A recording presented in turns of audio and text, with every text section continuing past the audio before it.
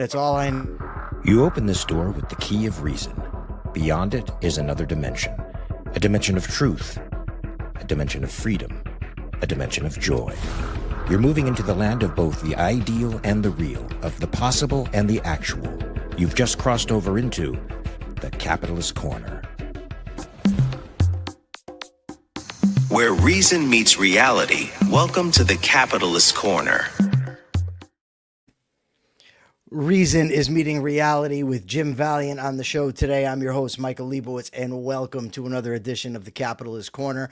Mr. Pellegrino's conspicuous by his absence, but we are going to do fine.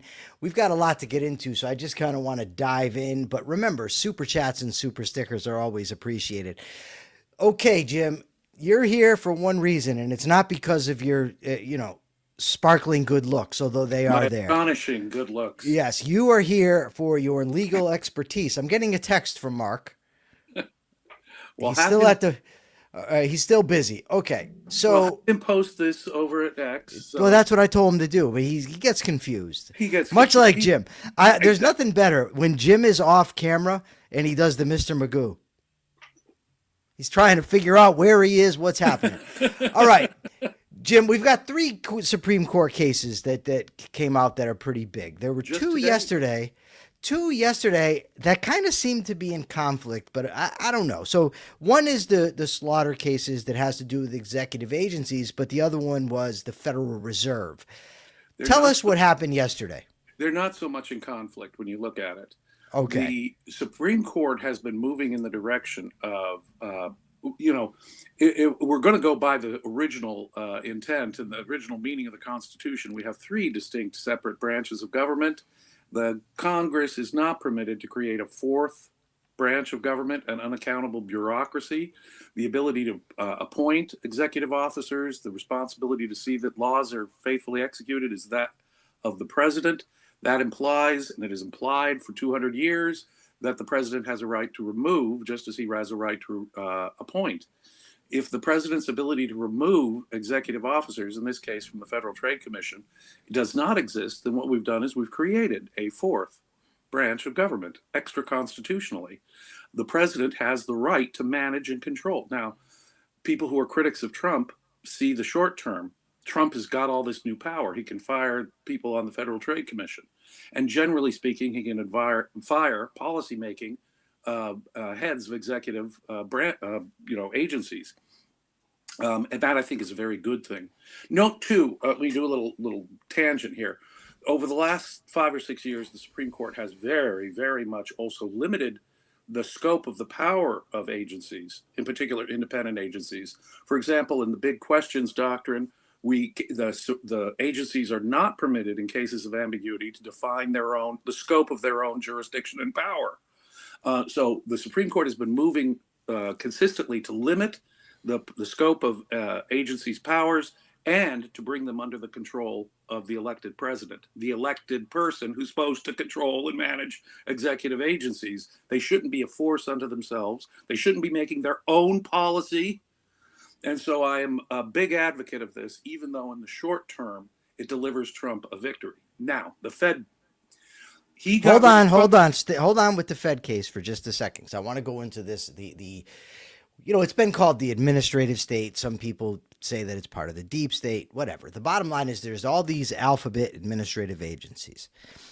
So if Congress creates these agencies and creates them supposed to be independent, which would in fact be doing exactly what you said, creating an extra branch, an extra constitutional branch of government. But they did not want, when they enacted the law, to have a president hiring and firing, or rather just firing people. So they wanted them to be independent. The court rules they can't be independent. Does this make a case for getting rid of these agencies altogether as being unconstitutional? Oh, yeah. And specific decisions that they've made as well. So consider two contexts. One context, a president wanted to remove someone from the Federal Trade Commission, but was stymied by this law. Couldn't do it. Didn't even try to do it. Does that corrupt all the decisions from that Federal Trade Commission, that particular grouping of Federal Trade Commissioners? Absolutely, it would seem to be. More than that, in passing the law in the first place? Could they have gotten the law passed through Congress but for this independent status?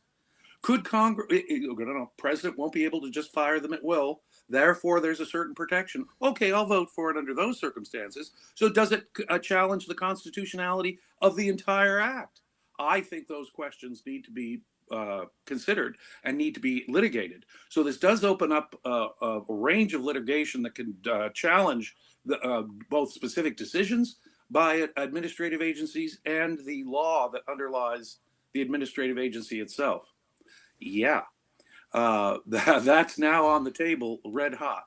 Good. Now, There's a great article, by the way, in the Volok. I don't know if I'm pronouncing it Gene right. Volok, yeah, right. Yeah, by Ilya Soman, I believe, Right. wrote the article. Right. Ilya, who's great, I've interviewed him before, and he thinks that this is very much a legitimate question, the constitutionality of these organizations. Okay. If it were up to Mr. Volok and me, it would be a really, really hot issue. And I suspect that the Supreme Court will stand on its head to sever these issues as much as they possibly can. But this sounds like a movie, Jim. That sounds like a movie, Mr. Volok and me. Well, I hope that this does cause some serious reconsideration. But that severability idea is something the Supreme Court can play with.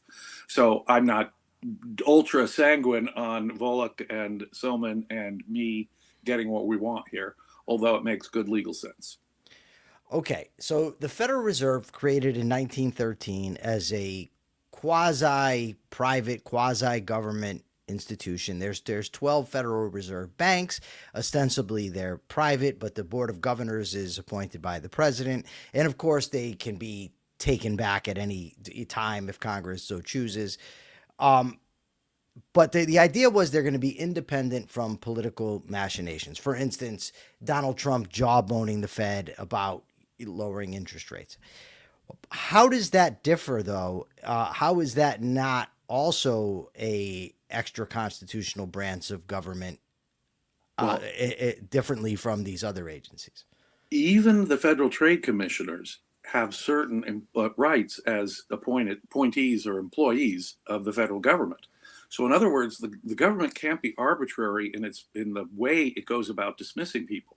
So without opening, and they didn't open the jar to answer the question, could a president, if he did it right, get rid of someone on the Fed? They didn't answer that question. What they did say was that there was no notice, there was no due process, there was no appropriate. He just simply get this, it was an ex post, it was a tweet, in effect, by which he fired Cook. That won't do it. Nor was the grounds sufficient in their mind. So the point is, there were really no stated grounds, not properly done, no proper due process, the same kind of rights that any federal employee would have. So I'm not sure how this interacts. And while the Supreme Court has said that, the Federal Reserve had these extra protections, and so that's going to cause us to treat this more seriously, we don't really have a principled ruling here about the Fed itself. What we have is a ruling about this firing of this lady. Does that make sense? Jim, yeah. Courts, and not just the Supreme Court, but courts in general, have this policy. I don't even know if it's written into law, but it's the de facto policy of ruling only on the matter before them. And they really try to keep it narrow on that issue. When they don't, and they go on and start giving it's called dicta. It's not, it's not law. It's just their view. But so, first of all, why is that the case, that they really try to hold narrowly to the case at hand? And like you said, this says nothing about whether they can, the president can dismiss other members of the Federal Reserve, whether he can dismiss the chairman of the Federal Reserve Board, none of that. Why do they have that policy? And is it law? Is that the law that they can't go beyond the case before them? It has been the stated policy of the Supreme Court since, we invented judicial review, that they decide cases. They don't decide abstract issues. So Congress passes a law or the president issues an executive order. Are they going to review each of those laws and each of those executive orders before anyone complains about it, before it's been enacted, in reality, to see how it's playing out in reality? No, they are not. Nor are they going to give gratuity. See, to them, it sounds like it's a gratuitous opinion. They are there to protect individuals and individual rights. So when an individual says, I've been hurt, that's when their job kicks in. Judges in this country do not have a job description until someone says, Your Honor, I've been hurt. Until and unless someone creates a case and says this law has hurt me in this way, the Supreme Court is blind to it. It's like it's in a different dimension. We don't answer abstract questions just willy-nilly. What we do is decide cases and controversies. And so if you sue the government, or if through the course of your lawsuit, the law that the government passes becomes relevant, its constitutionality, then we will decide it within the context and the confines of the facts of that case. In fact, we will try really hard not to reach out. So we haven't got to the birthright citizenship case yet, but consider the facts in birthright citizenship.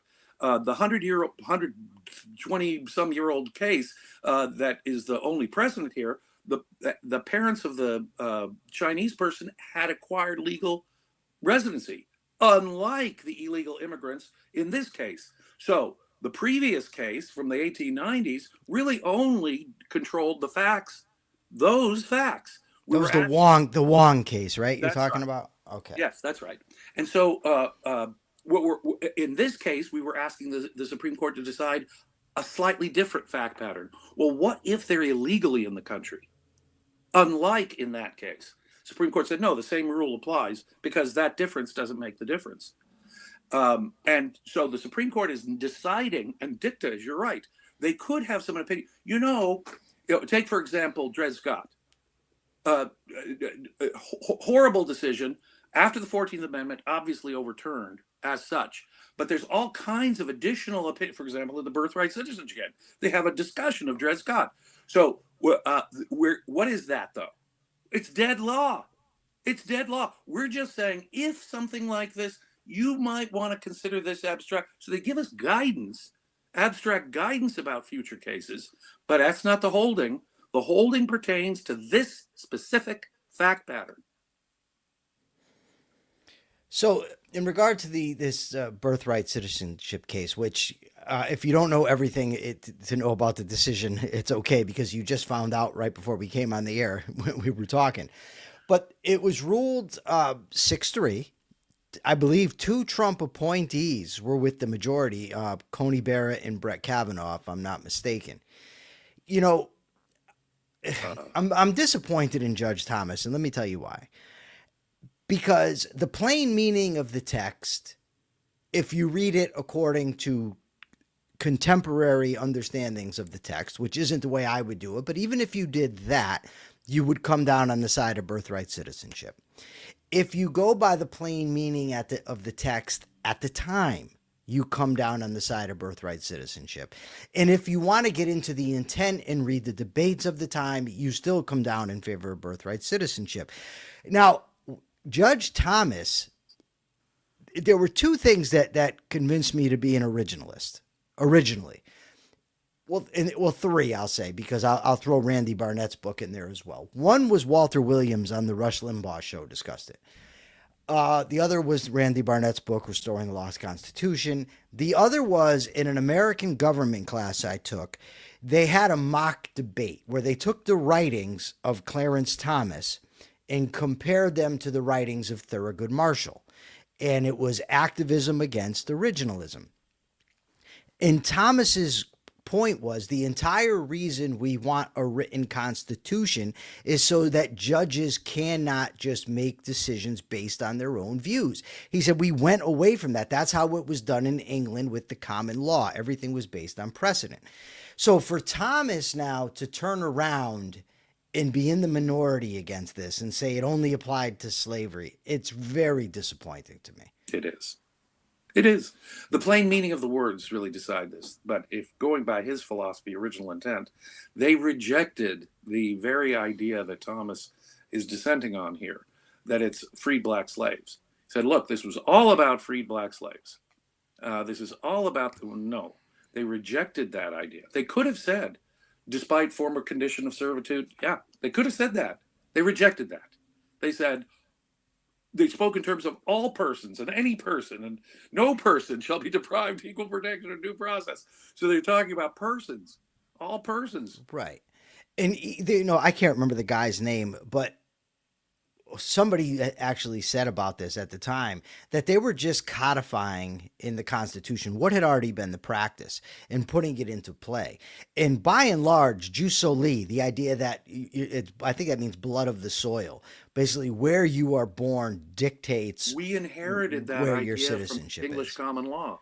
We Right. absorbed the idea and even linguistically put it into the 14th Amendment, as the Supreme Court noted here. Okay, Jim, I know you've got places to go, people to see. Brother, I'm sorry. thank you so much. Diana says hi. I wish I could stay the whole time, but I do have places to go. Diana's in the chat. I know you can't really see well, but she says hello. Hi, Diana. Thank you so much, Jim. You have a great day, sir. You too. Bye-bye. The great Jim Valliant, everybody, on his way to attend to other matters. So that's Jim's take. I have nothing to disagree with about Jim's take on the court. I think it's great that 2 Trump appointees actually ruled against Trump in this case. And there's people all over, I don't know about all over, but I've seen it in various places where let me get rid of Jim here, where they're saying that this goes against the Democrats' argument for packing the court, because this isn't a court that's just carrying water for Trump. They've ruled against him. They ruled against him in the issue of the Federal Reserve, now in the issue of birthright citizenship. That's a good sign. That's a good sign. I don't really have much else to say about that. But this I do have plenty to say about. So this is the Trumpster, once again, back at it with the price gouging nonsense. Gasoline retailers must get their prices down immediately. They're too high considering that oil is now at $68 a barrel and heading south.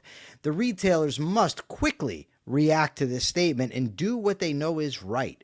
Drop your price for our great American people. There will be no, and I believe he spells gauging, but what he means is gouging, or either that or he spelled gouging wrong on another one. But either way, there will be no gouging, which is totally illegal. If retailers don't do this, big problems lie ahead. Start targeting around the $2.50 a gallon number. And then he gets into California stuff that I don't really give a shit about. So I'm going to not that I don't care, but it's not really relevant to what we're talking about. So, again, prices are not determined that way, right? People can't just arbitrarily set prices at whatever they want because people won't buy the product. Prices are a function of the supply and the demand on the market. Now, there are other reasons. I mean, the newly dropped oil prices may not have been able to get into the system yet. I don't know. But also, they might be hesitant to lower prices because of the continuing instability of what's going on in Iran. Right? I ultimately don't know all the factors that are going into the current high gas prices. And believe me, I want gas prices to come down. Obviously, right? I do not want gas prices high. That takes money out of my pocket. I like having money in my pocket, not out. But what is Trump's solution? He's going to threaten them. He's going to tax them? Just another example of how he is not a pro-capitalist president. He simply isn't. Now, of course, there's people who say, this isn't capitalism anyway. They have, government subsidies and special carve-outs for them and this and this and that. Okay, fine. Nevertheless, prices are determined by supply and demand on a market. Trump is specifically targeting that. He's specifically targeting the capitalist aspect of the situation. He's buying into a concept that simply does not pertain to reality. There is no such thing as price gouging. In order to have such a concept of price gouging, we would have to have an intrinsically correct price. And then you would say they're going above that. Of course, okay, so some people might say, no, it doesn't have to be one intrinsic price. It could just be a range of fair prices. Okay, if that is not intrinsic, right, then it doesn't mean anything. And it's not intrinsic, so it doesn't mean anything. Say it however you want, plea all you want to. There's no such thing as price gouging. And for the President of the United States to be threatening private companies while his so-called conservative cheerleaders are batting their eyes and saying, oh, Trump, he's so dreamy. Meanwhile, this is an authoritarian action on his part. I don't care that it just takes place on Truth Social, although his, whatever Scott Bessent is, I forget now, but he was out there today saying the same thing. The bottom line is it's jawboning, it's threatening, and when you're the most powerful man in the country and you're threatening people, it's serious. This is not capitalism. Pure and simple. Trump is not pro-capitalism. All right, so there's a good article that I wanted to touch on. I was hoping Mark would be here for this one, but alas, El Marco has sold me out today. No, I kid. Let me find the articles I'm looking for. Mark Pellegrino. The article is called In Defense of Sweatshops. Path to End Poverty Runs Through Cheap Labor. It's by Benjamin Powell, and it is from the Independent Institute today. And he says, the United States has found a new villain in the global war on poverty. The very jobs that have lifted hundreds of millions of people out of poverty in recent decades. He cites a new UN report. It's called Roadmap for Eradicating Poverty Beyond Growth. It says economic growth is no longer an acceptable way to fight poverty. Why? Because it often, quote, relies on plundering of natural resources and cheap labor in the global south. Poor countries used to be what you called the third world. He also points out that once they use the word plundering, it kind of gives up the game. It shows their cards, if you will, because it's telling you the way that they're looking at it. They're not looking at extracting natural resources to promote human flourishing. No. It's plundering. It's plundering the earth. So I want to find the exact thing he talks about. I really don't need to. So what he says is that the people that are in these countries, nobody's forcing them, right, to take these jobs. They want these jobs. They're clamoring for these jobs. They'll get in line for these jobs. But the UN, in all its wisdom, is saying, no. These are sweatshops. This is exploitative, whatever other garbage.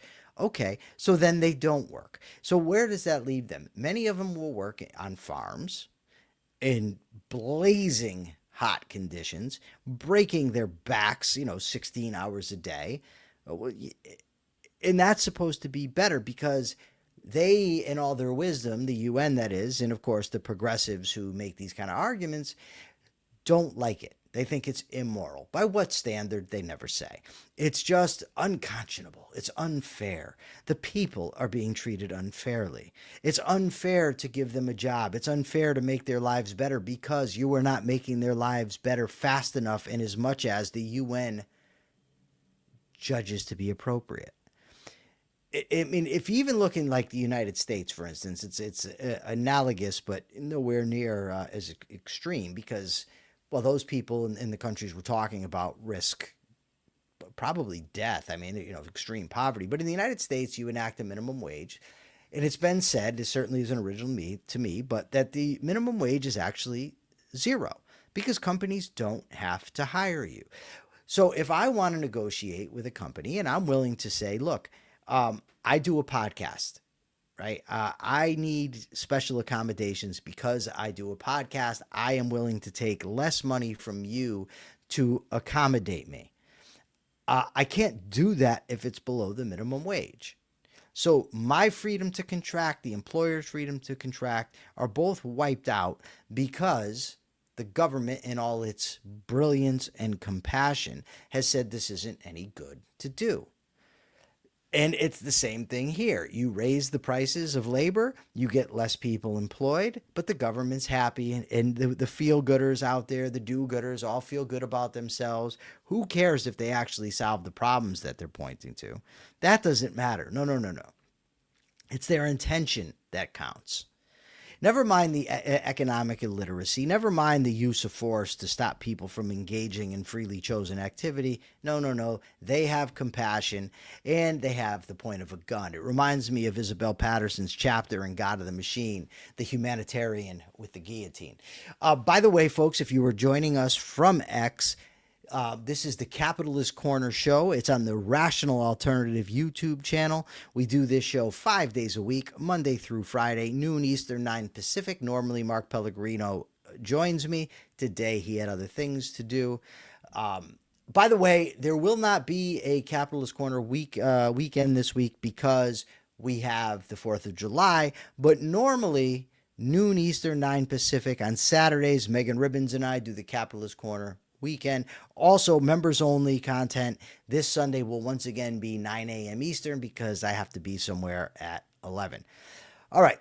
So if you're on X, please check us out. Please subscribe. And everybody else, like and share, please. If you join membership stuff, we've got an additional show. We've got special clips, and we will be having more content for you in the near future.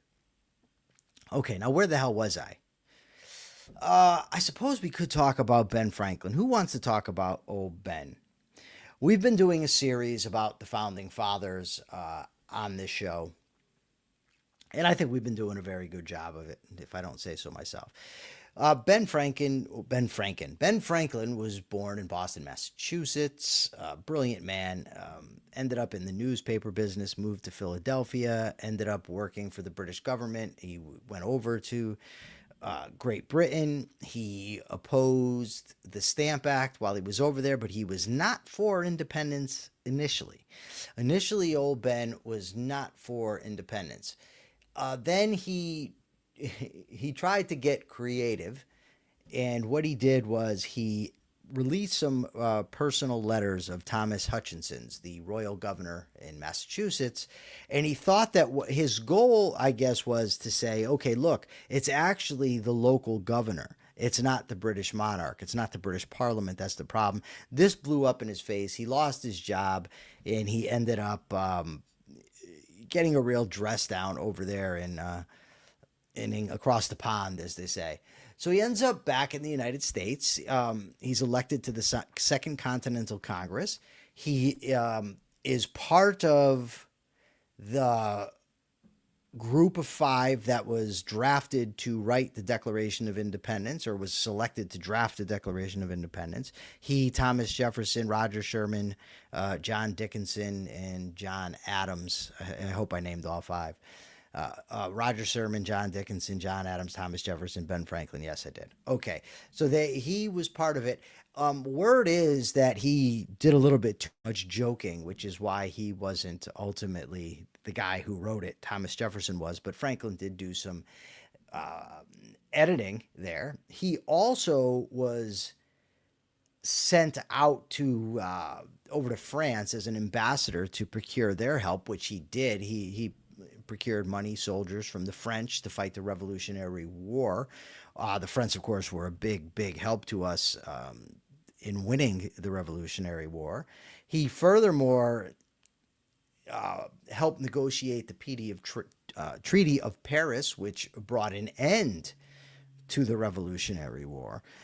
So this guy was the real deal. He also did something called the Albany something. I don't know. He wanted to have he wanted to unite the colonies rather than have them being separate colonies. He wanted to unite them, and the Albany Report, maybe it was called. If I get that wrong, I apologize. It was Albany something, but it basically set the stage for the Articles of Confederation. In addition to that, of course, we've got the Franklin stove. We've got the bifocals. He also invented the lightning rod. I mean, this guy was absolutely brilliant. He was at the the Constitutional Convention, and he really advocated for, despite its imperfections, you should adopt this Constitution. Don't let the perfect be the enemy of the good, in essence. So a lot of very good stuff. Also, when he was younger in life, he wrote for Poor Richard's Almanac under the, I think I forget the name, Richard Saunders, I believe, but it was Father Abraham. And then The Way to Wealth was the last edition. That's the only one I've actually read. It's very good. He, of course, has his autobiography. Great, great American. Interestingly, in Franklin's autobiography, let me just sip down the rest of my caffeine here. In his autobiography, he shares this 13-part program for self-improvement. And what he said was that when trying to improve himself, he realized that when he did everything at once, it just didn't work. He would fail at this, he would fail at this. So what he did was he listed 13 virtues that he wanted to cultivate. And he said he's going to do one a week. Focus on one a week, and at the end of each day, he's going to mark his success in this. So he would do, for instance, prudence once, honesty the next time. I don't remember if these are the exact ones, but he would do that for 13 weeks and then start over again so that he did 4 in a year. When I decided to improve myself, I actually used the Ben Franklin self-improvement system, and I found it very helpful for what it's worth to anybody out there. So Ben Franklin, great. Tomorrow, I think we're going to do, we'll do the First and Second Continental Congress, and maybe Jefferson and Adams, I think would be great. We'll do them both. We'll have a great show. It'll be a little bit more focused on the founding. I think the founding is absolutely vital. Right. I think the founding is vital. And there's a great article today, as a matter of fact. It was in Reason Magazine. Let me see if I can't get it. The American Revolution is Not Over, it's called. And it's in Reason Magazine. It's by, let me see, make sure I get this right, who wrote it. Zach Weissmuller. I believe I shared it, and so did Mark. And he talks about how the founding ideals are under assault from both sides. And Mark and I have talked about this. Hi, Megan. I hope you heard the announcement today that we will not be doing the show this weekend. It's the 4th of July. But the following weekend, we will be back at it. And I'm happy to hear that you and Gracie built a laden charge to store a static charge the way Ben Franklin proved that lightning was a form of electricity. Awesome, Megan. Megan is quite the scientist. She's great. So anyway, so the article talks about how, you have these post-liberals on the right, and on the left, you have the Democrats. I mean, the Democratic Socialists, but it's all about, we don't need individual rights. We don't need individual freedoms. We don't need capitalism. We need a big government. Now, the post-liberals, I guess, what they want to do is replace the current elites with their own elites. And that's going to solve all our problems. And the left, whatever, they're just horrible with their socialism. But J.D. Vance very much cottons to this new right, the post-liberal right. It's a real threat to this country. The problem here, in my view, is there's just no strong, coherent movement for liberty. I mean, let's be frank. The libertarians are all over the place. But, you have your anarcho-capitalists, and within your anarcho-capitalists, you have sort of the Rothbardians, you have your Hoppians, the David Friedman camp. You've got your small government guys over there. So they're really divided. Even, if you look at the objectivist movement for, Jim, I was talking to Jim earlier about the idea of movements. So I don't want to get too much into that, but for whatever there is within the objectivist movement, very divided. There's just is not a coherent movement for liberty. And Nikos Soterakopoulos had a great piece yesterday on Substack about this. And he talked about that the advocates for liberty don't have a sense of urgency about it. And they need to have a sense of urgency.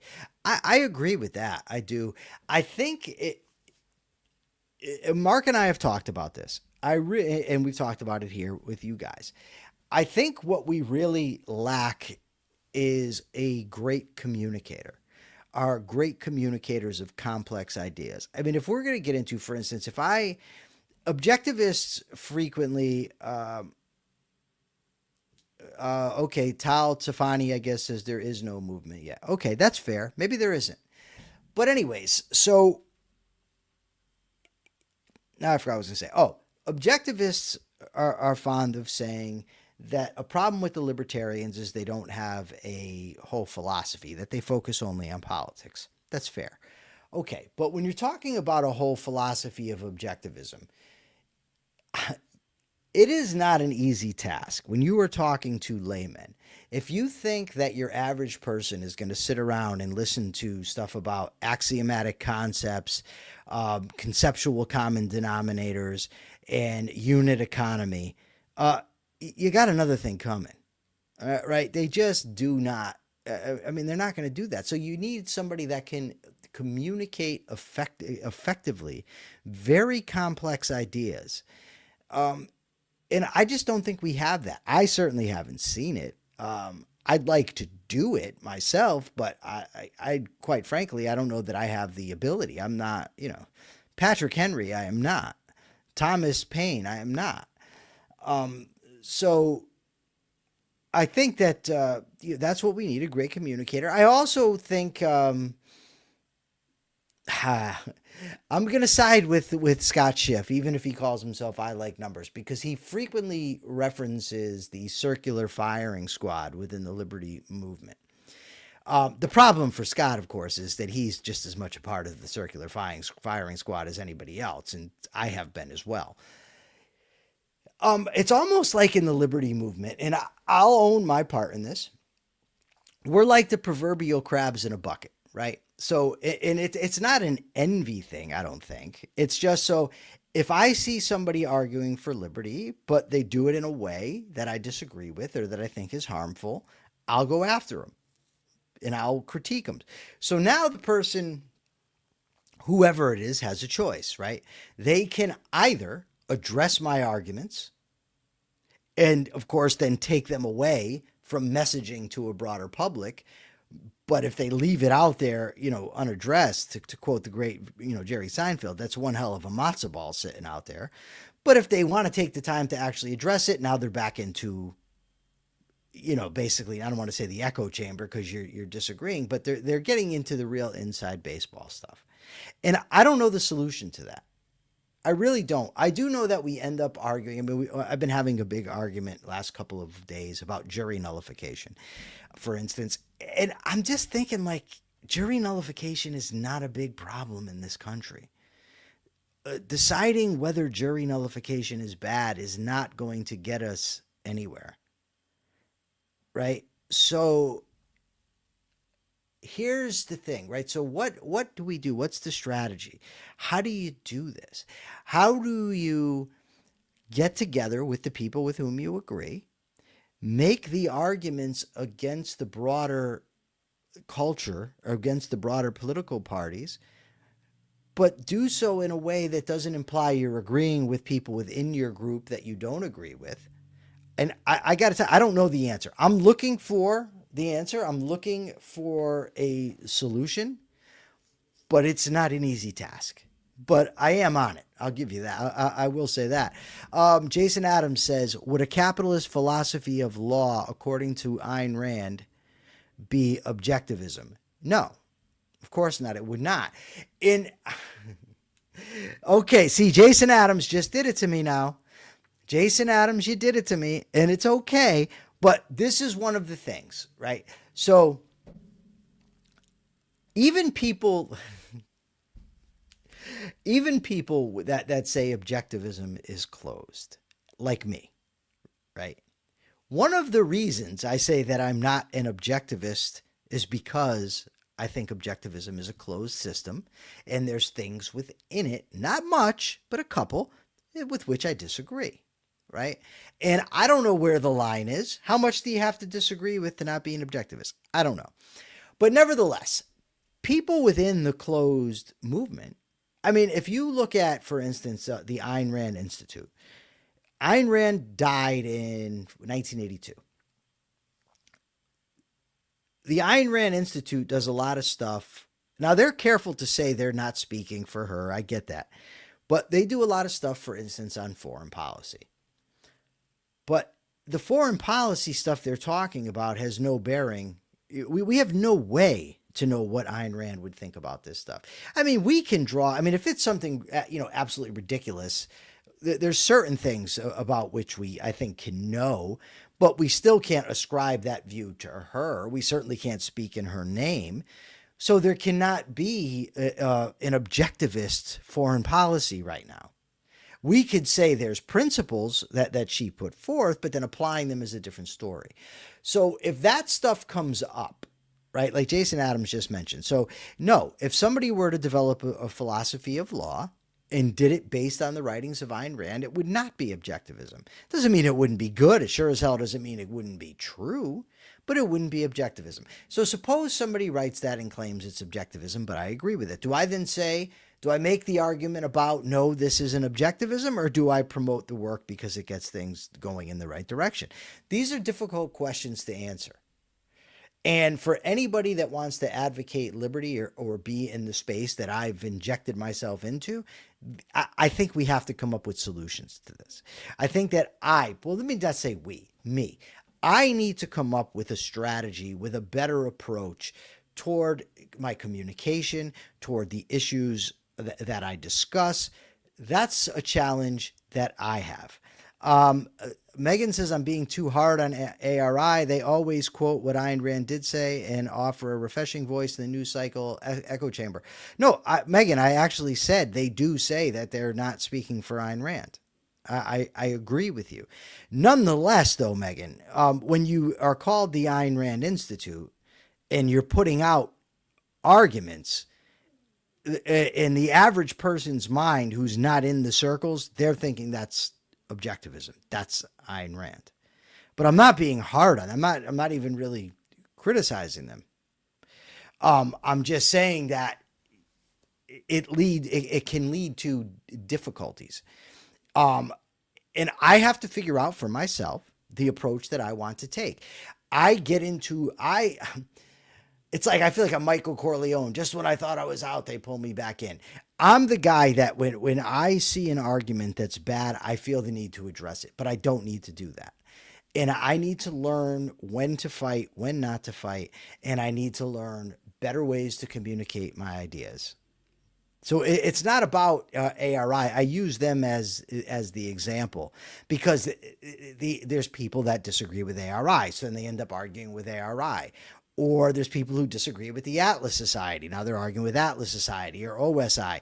Pick your objectivist group. The point is if groups that are pro-objectivism and pro-freedom, and I include the libertarians in this, are fighting each other, they're not getting their message out. Right? Because the broader public does not care about that stuff. So if we are arguing with one another, like Megan, you came in just now. Perfect example. And I appreciate your comment, Megan. I just want to use it as an example. I made a comment about ARI. You come in and say I'm being too hard on ARI. So I can either ignore your comment or I can address it. But the second I address your comment, I'm no longer speaking to a broader audience. You see? And that's what I'm talking about. And the problem is for me is I do think the internal debates are important. I just don't know how to strike that balance. This is, you people who are watching this show, who watch regularly, are going to be on the journey with me because I'm learning, I'm introspecting, and I'm trying to figure out the best way to go about this. Jason Adams says he wants his capitalism to be objectivist enough as the Albany plan. Thank you, Lone Dissenter. Appreciate it. As opposed to other versions, libertarian, Trumpian, mercantile, Fragini, capitalism, etc. I get it. Okay, let me give an example here. I'm a staunch advocate of intellectual property. Suppose you have somebody that agrees with you on every aspect, let's pick a hypothetical, every aspect of a capitalist society, separation of state and economy. They believe there should be a small government, a limited government, written constitution, freedom of contract, all that. Ultimate phasing out of public education, let's say, phasing out of compulsory taxation. But they disagree with you on what I think is an important issue, intellectual property. Do we then spend our time arguing with that person about intellectual property and not advocating to a broader audience? Or do we just set that aside and go advocate to a broader audience? But then if people associate us with that guy, now they hear him argue against intellectual property, they associate us with it. It's not an easy thing to do. That's all I'm saying. This is going to be a tough task.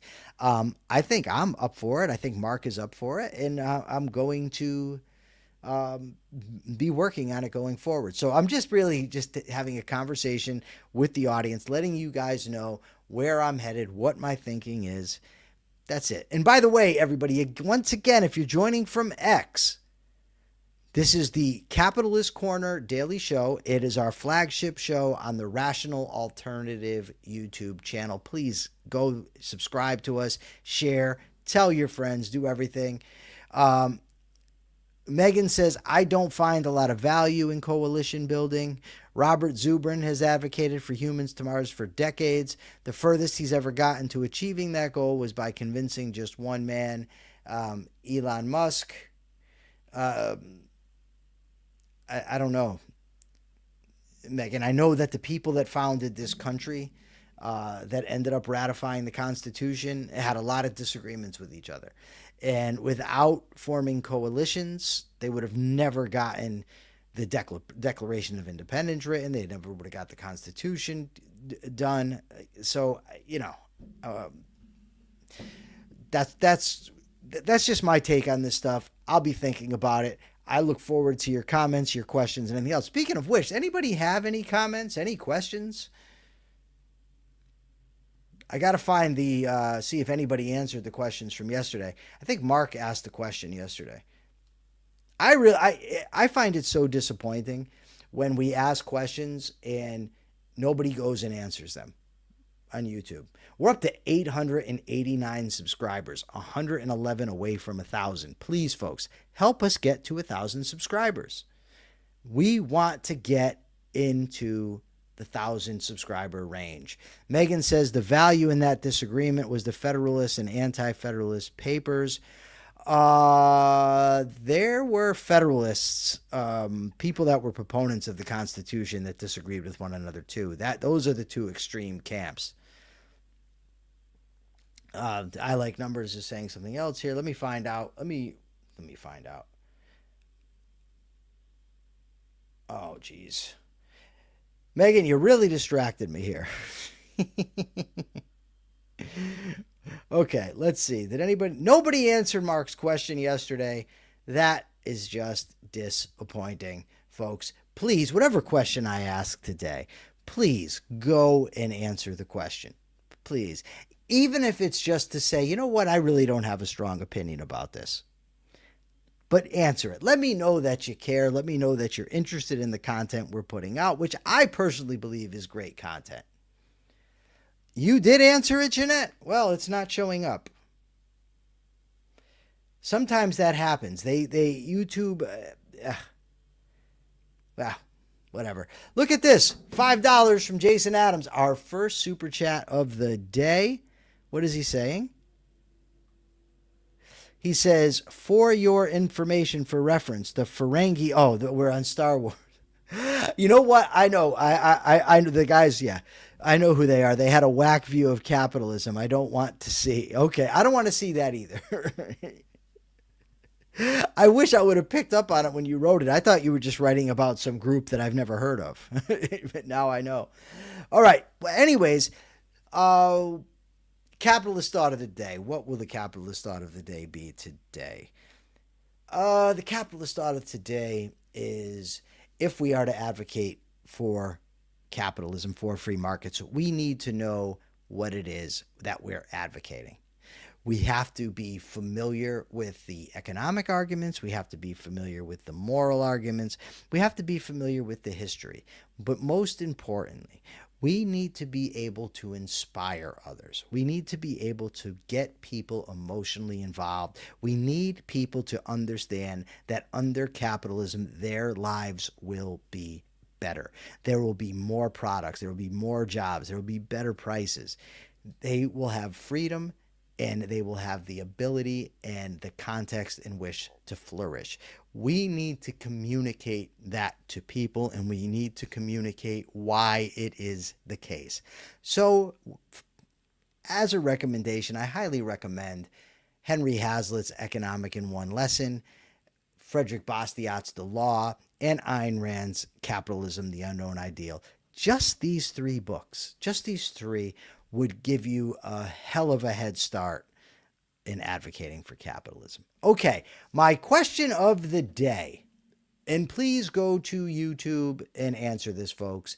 My question of the day is it a better strategy to sort things out internally by arguing with other liberty-minded folks, or is it best to avoid those arguments and try to reach a broader audience? I know it's kind of a long question. I get it, but it's an important one to me, and I'm really interested in what you guys think about it.